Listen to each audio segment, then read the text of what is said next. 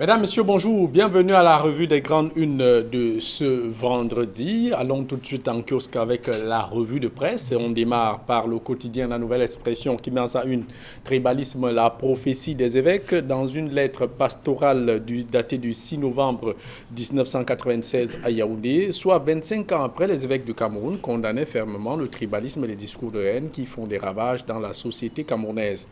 Ils faisaient remarquer que ce mal trouve sa racine surtout dans les intérêts politiques de quelques citoyens ambitieux.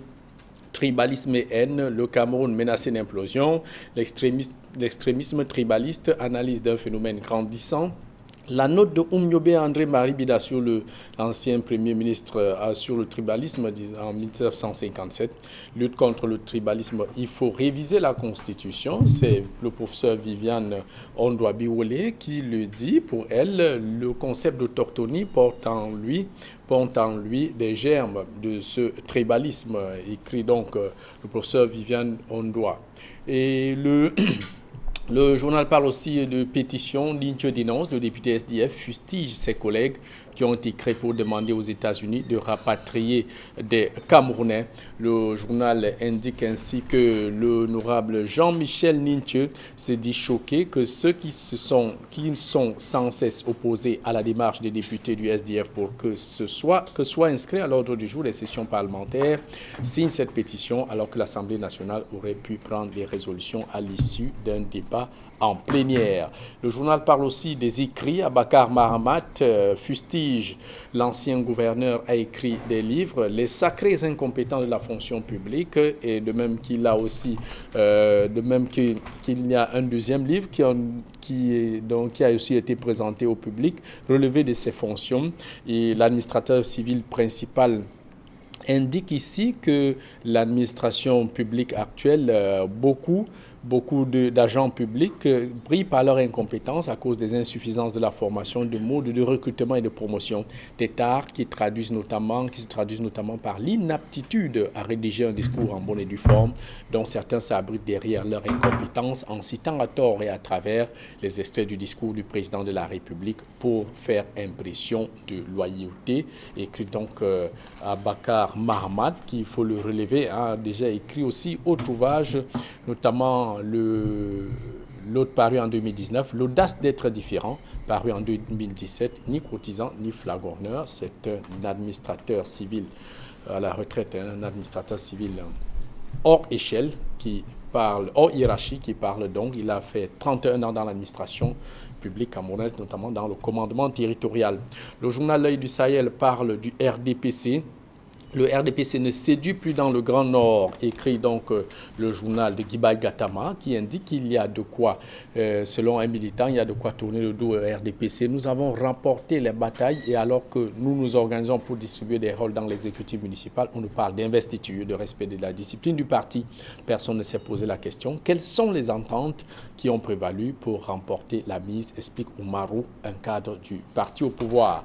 De même que le journal parle aussi de Ben Modo, wanted à Garoua, évoquant ainsi les chantiers de la CAN, notamment la construction de l'hôtel de la Benoué. Les fournisseurs de Prime Potomac prennent donc d'assaut le chantier, bloquant l'entrée avec des véhicules garés en désordre. Ils revendiquent le paiement de leurs prestations, évidemment, des prestations allant de 180 millions à 10 millions de francs CFA sur plus de 212. 26 autres n'ont rien perçu. Ceux qui ont perçu ont juste reçu 500 000 francs CFA et du coup de s'étonner à quand la prochaine échéance de paiement. Ben Modo, qui a dû quitter le chantier,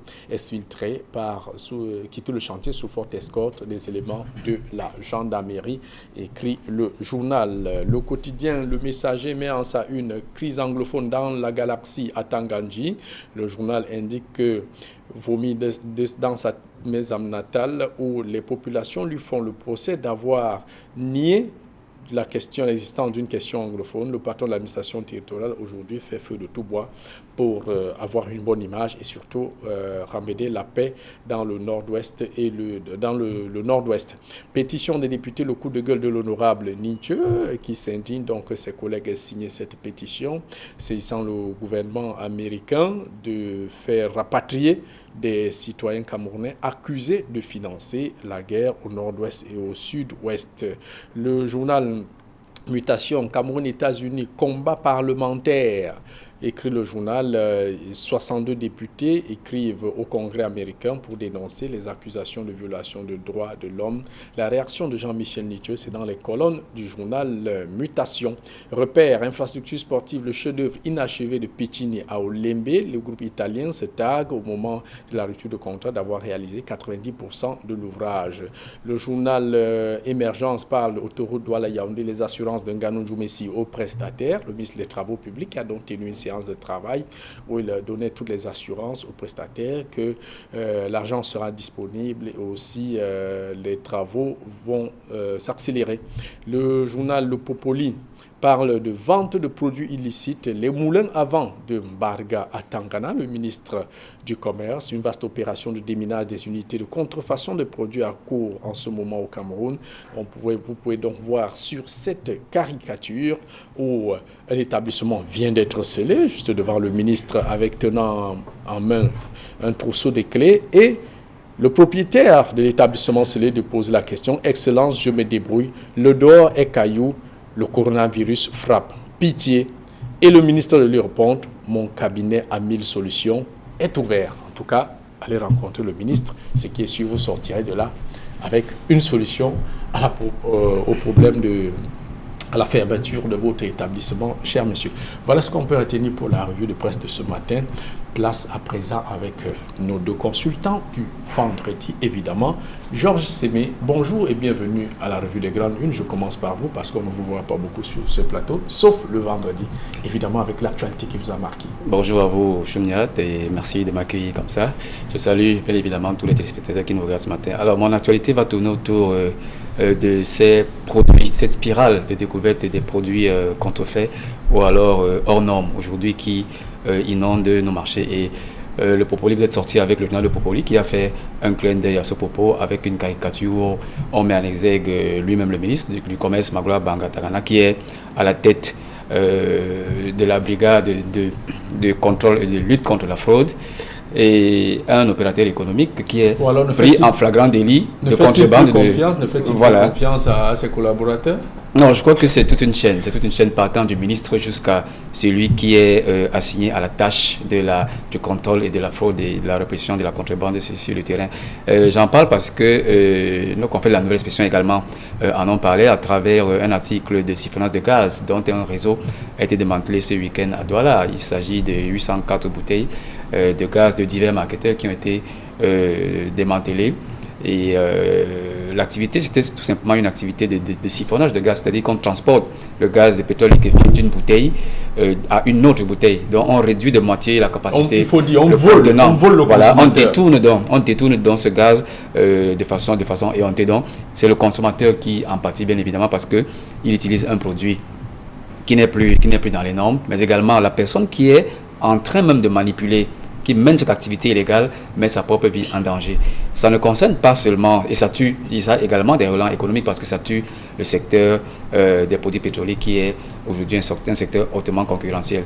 Donc, je pense que le ministère du Commerce, qui dispose en son sein d'une brigade de contrôle et de répression de la fraude, ne devrait pas attendre que l'alerte vienne des réseaux sociaux ou alors des consommateurs, même si on devrait le faire. Mais cette brigade devrait plutôt mener des actions incessantes, inopinées, incessantes dans les marchés. On a vu le ministre l'autre jour aller dans un snack bien connu de la capitale politique, mais ce n'est pas là-bas que se trouve véritablement la contrebande. C'est dans les marchés, c'est dans les boutiques.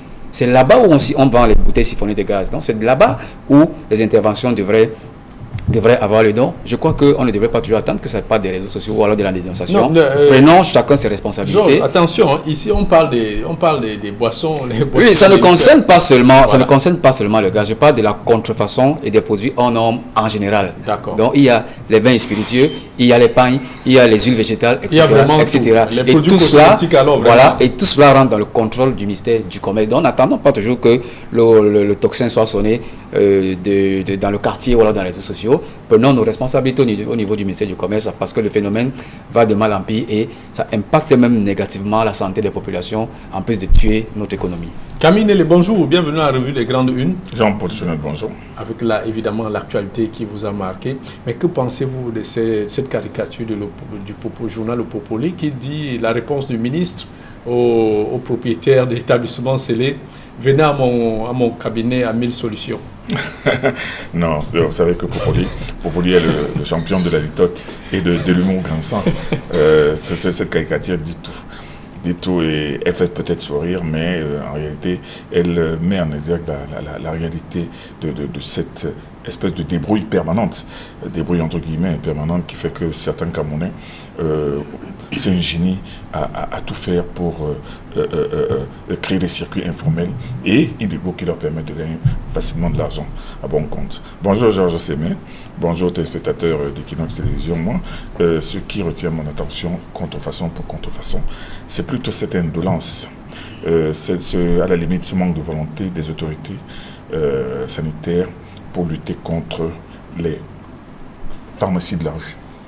Les pharmacies de la rue où l'on vend à ciel ouvert on injecte même des faux médicaments. Non, laissons même de côté là, des faux médicaments.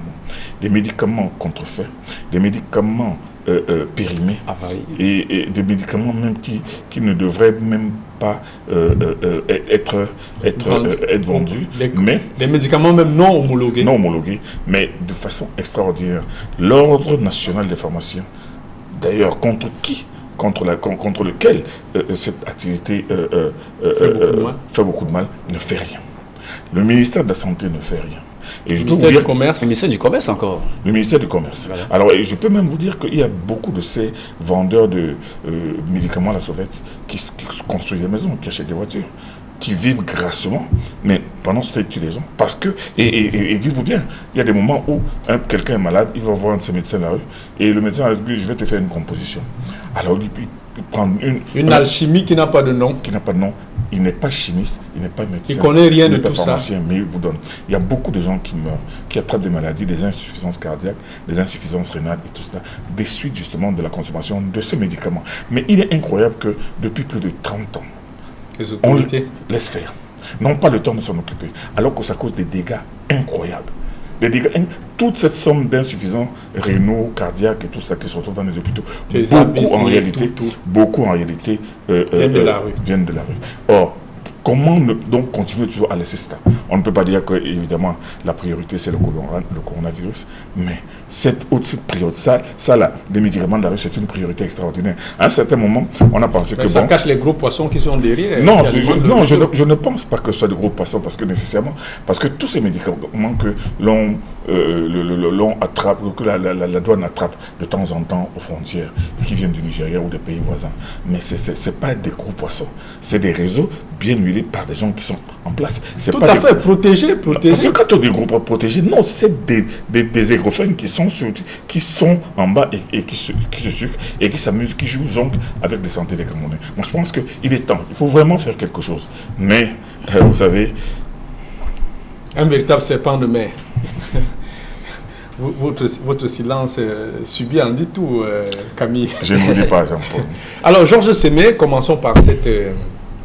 une du quotidien, La Nouvelle Expression, qui pose un problème réel qui est au Cameroun, avec cette montée du tribalisme, les réseaux sociaux, dans les lieux publics, un peu de tout. Le journal qui indique que c'était les évêques avaient déjà fait la prophétie. Georges Sémé, qu'est-ce que faut-il faire, ou alors tout au moins aujourd'hui, comment vous appréciez ce phénomène et est-ce que vous le vivez en tant que journaliste? Alors, d'abord, je vais d'abord apprécier la une de nos confrères de La Nouvelle Expression, puisqu'ils ont mis le doigt sur un phénomène que nous vivons tous les jours. Et vous me demandez si, personnellement, je le vis. Oui, je le vis parce que, de temps en temps, je me fais appeler petit Sawa, vous n'avez rien. Ça, c'est une manifestation du tribalisme, sachant que le tribalisme en lui-même, c'est la conscience d'appartenir à une tribu. La conscience d'appartenir à une tribu et... se reconnaître, défendre les intérêts de cette tribu. Appartenir à une tribu n'est pas un problème en soi-même. Moi, je suis un abord, je suis Sawa, il n'y a pas de honte à ça, mais c'est l'usage qu'on fait de cette tribu. des manifestations même du tribalisme. Quand quelqu'un dit, toi tu es, par exemple, tu es un Bouddha, vous aimez manger les avocats, tu es un Tchang, etc., etc. Je crois que ce sont des manifestations perverses de la tribu qu'on exerce à des fins dont on ne maîtrise pas. Donc, nos confrères de la nouvelle expression ont bien fait de mettre le doigt sur ce problème en évoquant une sortie des évêques qui a eu lieu en 1996 et qui sonnait déjà l'alarme sur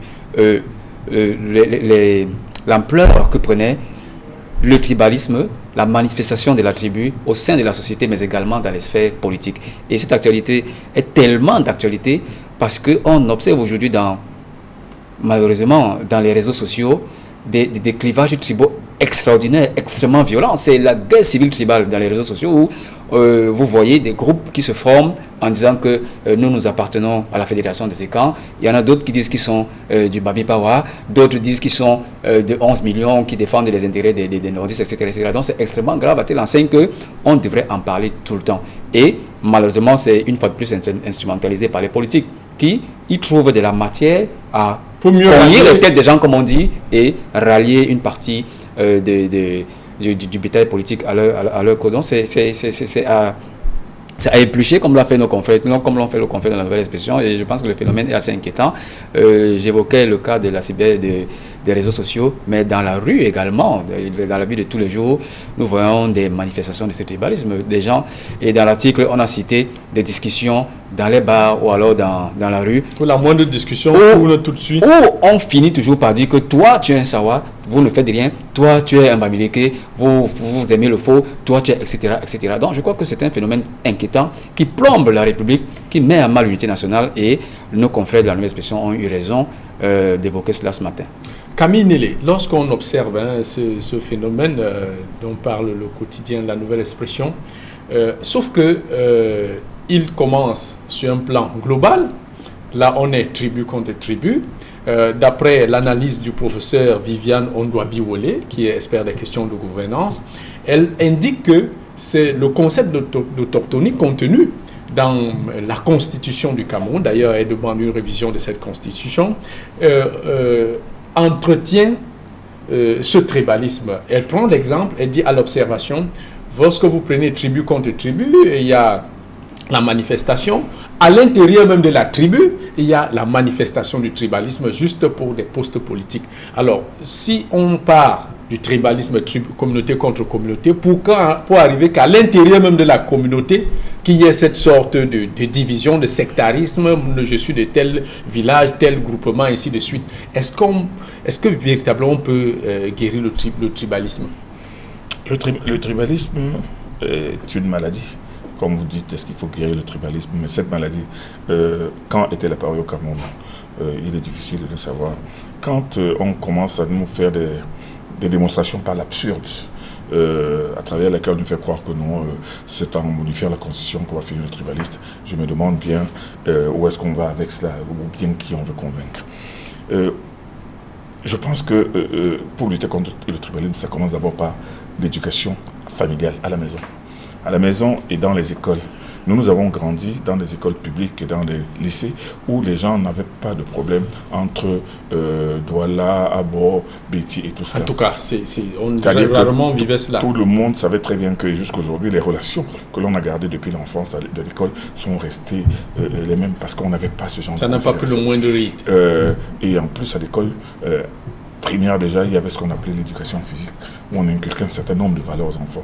Une matière qui a disparu depuis dans des matières l'éducation civique et la morale. Et la morale, ça n'existe plus. Malheureusement, c'était très très important parce que ça inculquait, ça construisait l'enfant dans son futur de citoyen. Malheureusement, ça n'existe plus. Ce qui fait qu'aujourd'hui, avec les réseaux sociaux qui sont venus envenimer les choses, où l'on trouve toutes sortes d'idiots qui n'ont rien à faire de la journée, mais uniquement pour exacerber leur tribu et insulter la tribu des autres. Et ça n'a pas commencé en 1996. Il fallait voir en 90-91, au moment du boom démocratique, quand on a commencé à parler du tribu du ventre et du tribu de ceci. Vous comprenez bien que c'est un phénomène qui est très vieux. Mais Camille... Or, laissez-moi terminer, Jean-Paul. Quand les journalistes eux-mêmes, qui sont les premiers à s'élever contre le tribalisme, il y a beaucoup de ces journalistes qui sont les plus tribalistes du monde. Et même parfois, quand ils s'expriment à la télévision, on sent le tribalisme sourdre de leur bouche et de leurs yeux. Or, c'est très très grave. Il faut que les gens comprennent que le Cameroun ne gagnerait rien à continuer à entretenir ce tribalisme qui fait que il y a beaucoup de gens, et vous connaissez beaucoup de personnes dans vos familles, dans vos entreprises, où les PDG ont épousé des filles qui sont d'une tribu différente de la leur. Les enfants nés de ces couples-là souvent sont très en difficulté. En difficulté par rapport à qui, je ne sais pas. Puisque dans leur... Non, je veux dire, se sentent étant un produit hybride. Oui, quand on parle mal de la tribu de leur père ou mal de la tribu de leur mère, vous comprenez bien. Aujourd'hui, c'est devenu monnaie courante. Mais moi, quand je regarde, chaque fois que j'entends ces hommes politiques parler de l'autochtonie comme quelque chose d'incroyable et qui ne se fait nulle part au monde et qui détruit le Cameroun. Mais moi, j'ai l'impression que ces gens prennent des gens pour les calmes. Qui n'est pas autochtone quelque part dans ce pays? Il n'y a pas de honte. Il n'y a pas de honte. Qui n'est pas la meilleure preuve de l'autochtonie, c'est que vous avez beau construire des immeubles à Yaoundé. Le jour de votre mort, on ira vous enterrer à Mankoulan. Bien sûr. Et personne ne vous empêchera. Mais vous qui êtes de Mankoulan, si jamais on va vous enterrer à Yaoundé, il y a des gens, les autorités même municipales qui vont vous demander, au moment où vous cherchez à obtenir le permis d'inhumer, on va vous demander pourquoi. Donc moi je pense que chacun devrait d'abord savoir que chacun est autochtone quelque part. Ceux qui parlent de l'autochtonie, eux-mêmes savent très bien que tous les week-ends ils sont dans leur village pour des funérailles qui sont réservées aux autochtones. Donc moi je ne vois pas pourquoi on est en train d'agiter ce problème de l'autochtonie comme quelque chose qui détruit le Cameroun et qui fait enlever de la Constitution. Alors qu'en réalité, dans les communautés justement, il est tout à fait normal que les gens soient beaucoup plus impliqués dans la gestion de leur communauté. Mais Camille, sauf que ça c'est un premier degré, comme l'a relevé le professeur Ondoa Biolé. Elle indique qu'au sein même des communautés, je vais prendre un exemple banal. Si je suis originaire de Banganté dans le Ndé, et qu'il y a des postes à pourvoir, il y a une guerre qui va naître entre moi qui suis Banganté Centre et l'autre qui est de Bazou, de Bangoula. Donc c'est pour, je pose cette question pour comprendre, est-ce que le tribalisme finalement n'est pas seulement soit la haine d'une autre communauté, mais ça se manifeste aussi au sein même d'un grand groupe censé vivre de façon homogène, Camille. Mais bien entendu. Après ça descend au niveau des quartiers, au niveau... Je dis, on l'a vu à un certain niveau, par exemple, moi je donne un exemple simple, à la mairie de Nouvelle, où les gens ont estimé et ont crié à dire que pourquoi est-ce que cette mairie doit être la mairie des Bazous? Tout simplement parce qu'il y a eu des Bazous qui sont succédés. Pourquoi? Alors que ce sont des Camerounais qui sont là, qui sont dans la ville, qui sont élus par les populations. Mais il y en a qui trouvent le moyen de regarder l'origine de Sentier, de Humé, l'origine du maire, et de dire que non. Appartenant pourtant à la même communauté. À la même communauté sociologique. Donc, moi, je dis que c'est un débat absconce. Et quand je vois un professeur d'université aller jusqu'à dire que c'est en supprimant l'autochtonie et la logénie de la Constitution, de la Constitution que nous allons régler le problème du tribalisme dans ce pays. C'est oublier que ce phénomène-là est d'abord humain. Pas que ce soit le rejet de l'autre, mais l'identité de l'autre. Et quand on va remonter jusqu'à Oumyobé a dit des choses dans les années 58. Tout à fait. Quand il voyait déjà qu'il y avait des regroupements politiques qui étaient tissés sur la base des affinités, de l'affinité tribale. Mais le même André Mahimbe, de l'autre côté, qu'on a traité de tribaliste, aussi de son côté, avait aussi vu qu'il y a certains groupes sociologiques qui, eux, se mettent en groupe pour... se mettre vent debout contre tel ou tel autre groupe. Moi, je pense que c'est une question de responsabilité individuelle. C'est une question de responsabilité collective dans la mesure où, et à l'école, et dans la famille, et même entre amis, et surtout dans les réseaux sociaux, malgré le fait même qu'aujourd'hui, il y a une loi qu'on a votée contre justement la haine et le truc. Mais on suit des propos dans les télévisions et surtout dans les réseaux sociaux. Ou alors, il y a des internautes qui sont devenus les champions de la rhétorique dure et xénophobe. Georges Sémé, excusez-moi, j'ai failli dire qui avait fait le débat est passionnant. Le débat du tribalisme est passionnant. Georges Sémé, est-ce que face à cette situation, qu'il faut le dire, remonte depuis l'époque coloniale, où le colon avait savamment entretenu la flamme du tribalisme pour diviser les Camerounais. Aujourd'hui, les hommes politiques l'utilisent à d'autres fins, que ce soit de l'opposition comme du parti au pouvoir. Est-ce que en sortirons-nous un jour de l'aubaine, surtout que quand on voit encore les enjeux politiques, les intérêts, ça s'aggrave plutôt.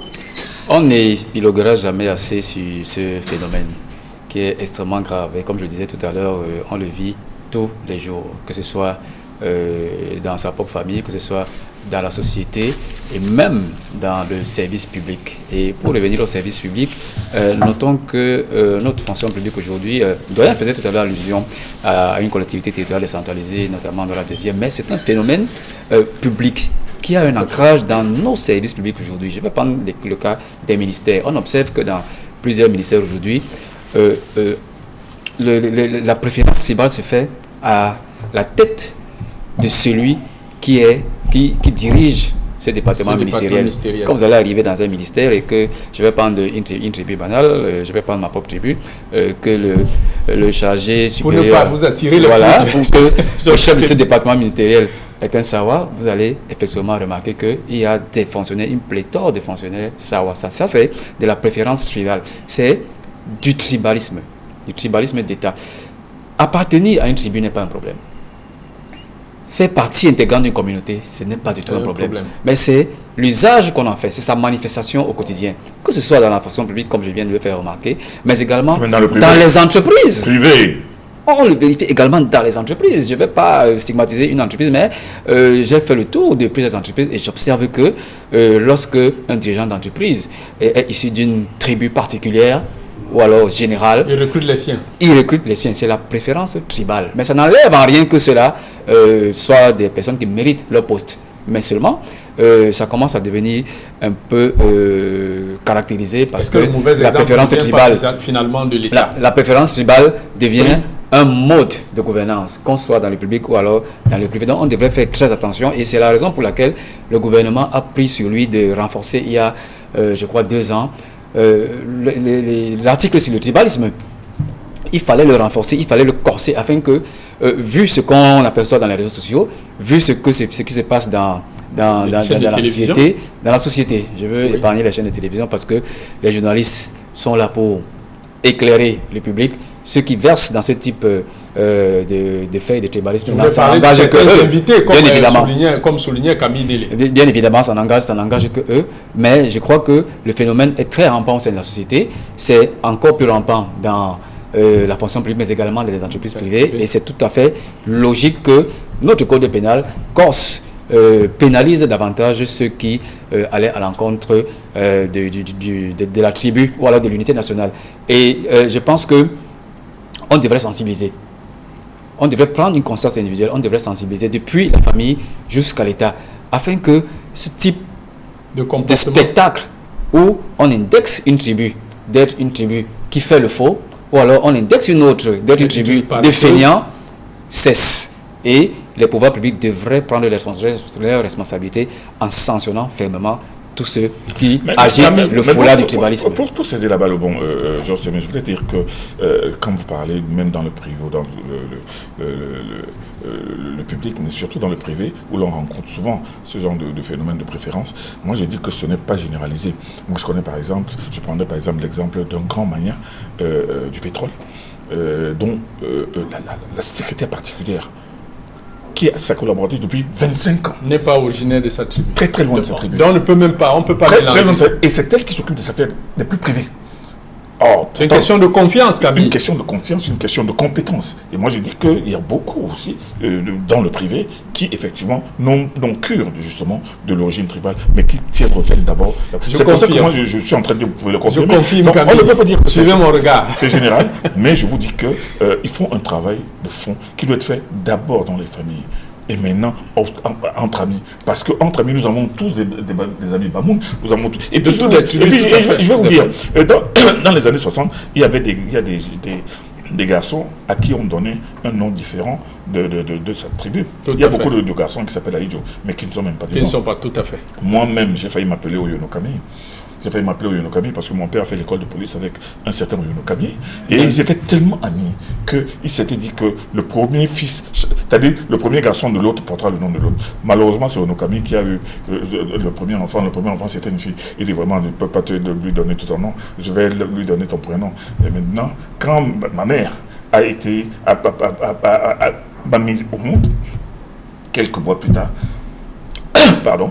Mon père, se disant qu'il a été corrigé, il dit non, je te donne le prénom, je te donne pas le nom. Camille. C'est comme ça que je m'appelle Camille Nélé. Mais j'ai failli m'appeler Oyeno Camille, tout simplement parce que il y avait de l'amour qui existait entre les tribus. Les tribus, c'est-à-dire qu'il n'y avait pas de frontières. Mais aujourd'hui, vous voyez, il y a ce sentiment, on a beau dire, mais les hommes politiques, et les militants surtout, parce que si les hommes politiques parfois font des embardées qui sont absolument déplorables, mais leurs militants, non, ça c'est vraiment... Bon, Camille, est-ce qu'aujourd'hui, pourquoi la loi a été une loi est en vigueur, pourquoi on ne l'applique pas? Quand on va se mettre à l'appliquer, on va commencer à dire que c'est au faciès. On va se dire que non, on l'applique sur une personne appartenant à tel parti. Et c'est ça le risque, malheureusement. Mais pourtant, cette loi existe et il faudrait bien qu'elle soit pratiquée. Pourtant, on vient de déplorer, constater que les actes de tribalisme viennent pratiquement de toutes les tribus. Bien entendu. Et c'est déplorable. Et c'est regrettable. Mais il faudrait que maintenant les législateurs fassent leur boulot. Georges Sémé, on sort de ce sujet pour évoquer cette sortie du gouverneur, l'ancien gouverneur Abakar Mahamat, qui fustige l'incompétence des agents publics. Il a sorti 2 ouvrages, Sacré incompétent, et le deuxième, il a sorti un ouvrage, Sacré incompétent, et je démissionne, je crois. Alors, quand vous regardez ça, ce tableau que peint un ancien administrateur civil hors hiérarchie, est-ce qu'aujourd'hui, ce n'est pas la preuve que l'administration publique camerounaise a beaucoup de problèmes, manque d'expérience, des jeunes qui sortent notamment de l'école, il faut l'école nationale d'administration des magistratures qui forme pratiquement l'élite administrative du Cameroun. Abakar Ahmad, d'abord faut-il le rappeler, c'était un ancien gouverneur. Lorsque il partait en retraite, il était gouverneur de l'Adamawa. Il est allé en retraite en 2015 et étant même en fonction, il avait publié il publiait déjà des ouvrages qui avaient trait au service public, mais à l'administration en général dans notre pays. Et les 2 derniers ouvrages publiés récemment font encore allusion à ce mastodonte, le fonctionnement de notre administration, mais surtout le comportement même des civil servants, comme le disent nos amis anglo-saxons. C'est un puriste, mais un puriste à l'européenne, parce que sa vision de la fonction publique, ou alors sa vision de l'administrateur ou du fonctionnaire, c'est celle qu'on voit ailleurs, c'est-à-dire ce fonctionnaire qui est au-dessus de la politique, au-dessus du politique, au-dessus de celui qui le nomme, et n'est que là pour le service public. Mais malheureusement, aujourd'hui, et il en a fait état, on s'aperçoit qu'il a pris un cas très emblématique de la situation, c'est le prononcé des discours de certaines personnes. Lorsque on prononce un discours qui est déjà très mal fait, très mal élaboré, mais on y trouve quand même un moyen d'y mettre au moins 3 passages qui font allusion au président national d'un parti politique ou alors au président de la République. Donc je crois que c'est assez maladroit parce que le fonctionnaire en réalité doit être au-dessus de tout cela et l'ancien gouverneur Abakar Ahmad a bien fait de rappeler que il y a un problème avec notre fonction publique, il y a un problème avec la jeune génération. Avec les cadres, surtout la jeune génération, qu'il a vraiment chicoté en leur rappelant qu'ils viennent parfois, qu'ils aient l'humilité parfois de venir s'abreuver auprès de ceux qui ont fait carrière dans la fonction publique, mais qui sont également leurs aînés dans la gestion des affaires publiques. Il n'a pas aussi été les aînés qui tout à fait, c'est extrêmement intéressant et je fais pas sa promotion, je ne suis pas son commercial, mais je crois quand même qu'on devrait se pencher sur ces différentes publications afin de s'abreuver de son expérience, mais également d'avoir des idées de ce qu'est en réalité la fonction publique aujourd'hui.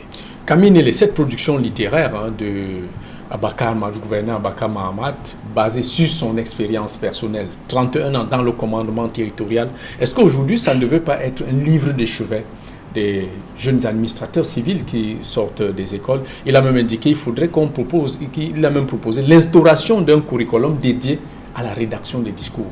Mais un livre de chevet, moi je pense plutôt que ça devrait plutôt être un livre de référence. Je vais d'abord parce que les Camerounais lisent très peu. Et ces jeunes administrateurs civils sortis des écoles, moi je vous assure, faites le tour, allez faire le tour chez 10. 10, je vous dis, prenez, choisissez 10 au pif. Et dites-moi le nombre de livres que vous avez vus au domicile de ceux-ci.